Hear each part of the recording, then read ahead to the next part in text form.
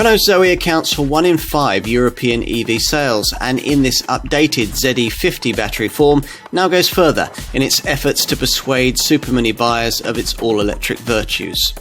245 WLTP rated miles to be exact. A more powerful 100 kilowatt R135 motor delivers stronger acceleration, plus there's a smarter look both for the exterior and the cabin. If you've always liked the thought of an all-electric supermini but needed more convincing to buy one, Renault hopes that what's on offer here will be enough to make you think again.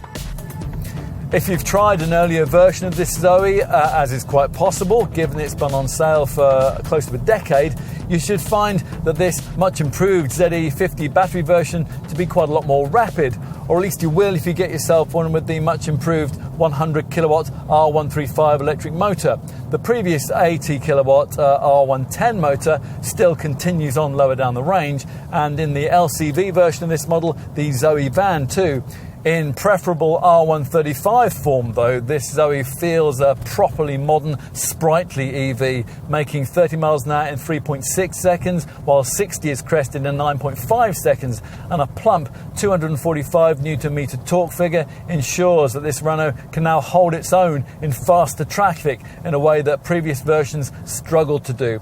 The 87 miles an hour top speed is inevitably a lot less impressive, but this Renault does charge up towards it with a level of zeal that will decimate the WLTP rated 245 mile driving range. That's a 30% improvement over the previous 40 kilowatt hour battery pack.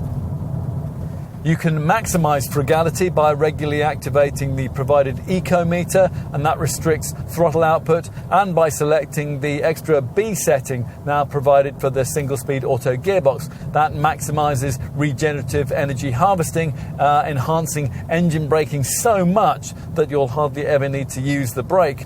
Refinement is superb. Ride quality is a little less so, although it does improve at highway speeds. Handling, well, that's geared to comfort and urban use. You won't want to be throwing this thing around very much around the country lanes at higher speeds, despite the notably low centre of gravity enabled by the heavy battery.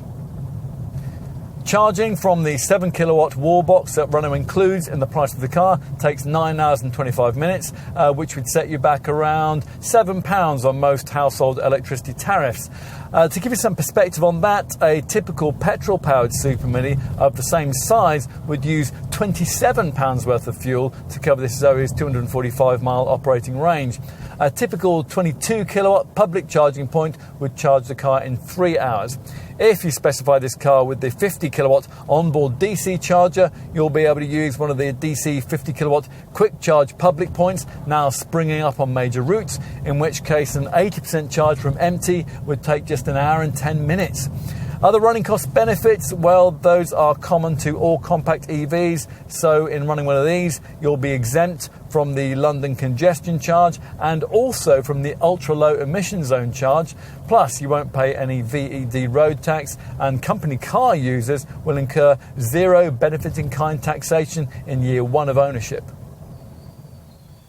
There's a balance needed with EV design. Choosing all-electric motoring is radical enough without having to be faced with wild and wacky styling that marks you out on the high street as an extravagant early adopter. But delivering something dull doesn't really fit with the whole future-orientated zero-emissions ethos.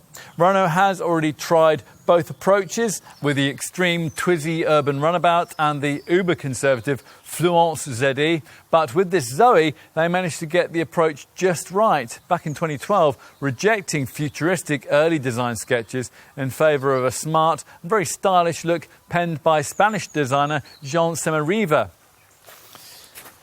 Outwardly, not much has changed with this ZE50 model over that original car. Not much needed to. We'd still argue that this is the prettiest thing the company makes. The differences here, such as they are, mainly feature at the front. Now, most noticeable, if you know that earlier model, will be the replacement of the original tick-shaped curved corner dimpled daytime running light creases in favour of these larger vents modelled on those used by the latest Clio. This lower grille, that's also larger to better emphasise the width of the car, and with top GT line trim you get chrome stamping.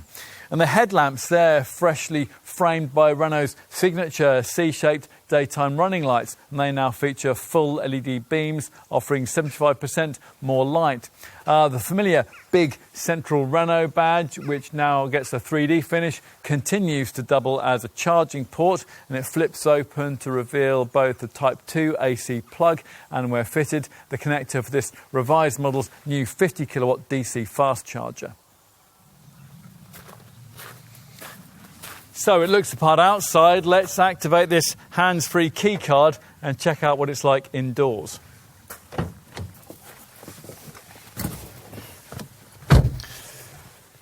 Well, the new single-colour dash has been completely redesigned with this central horizontal strip to emphasise its width. Plus, there are upgraded soft touch materials and lots of smart metallic highlights. The 3-spoke wheel now also looks far more appealing, as does the more usable, squarer 10-inch TFT instrument binnacle screen you view through it. A further EasyLink infotainment screen lies on this floating centre dash panel, 7 inches in size on the mainstream models, or as here, 9.3 inches with this top variant. Inevitably, because the battery pack is mounted beneath the front and rear seats, you have to sit fairly high up in this car, which is why, unfortunately, it's still not possible to have a height adjustable driver's seat. Still, the wheel has enough adjustment for reach and rake to ensure that most will be able to find an acceptable driving position. Nice touches include the beautifully finished gear shifter and the silver door pulls, while from mid-range trim upwards, the seat upholstery is made from 100% recyclable material, apparently including old Renault seat belts, and on this top variant it features part synthetic leather trim. So let's take a look at the rear. Once inside, you'll find more room than most Super Minis can offer, and vastly more than you get in either an E208 or a Corsa E. It's a bit more spacious than it is in the back of a Clio 2, even though this Zoe shares that car's same wheelbase length.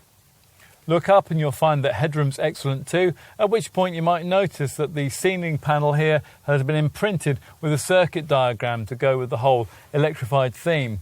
Most models get 2 centrally mounted USB ports back here too. Let's finish with a look at the boot. Now, the boot of a Super Mini EV ought to be bigger than that of a combustion engine model. After all, battery-powered cars sit on a chassis that would normally have to package in the fuel tank and a bulky internal combustion engine. That's all space that in an EV is more compactly occupied by an electric motor and by a set of batteries. So it's a bit disappointing to find that the 338-litre capacity of this trunk is 53 litres less than what you get in the shorter Clio. Still, it is around 30 litres more than you get in those E208 and Corsa E direct rivals we mentioned earlier, so that is some compensation. In summary, the Zoe pushes the EV revolution on a further stage, but we're still not quite at the point of mass acceptance here. That won't happen until prices fall, the public charging network improves, and driving range figures further increase. When all that takes place, as it eventually must, Renault's EV investment gamble may yet handsomely pay off. And when that happens, the Zoe will have more than played its part.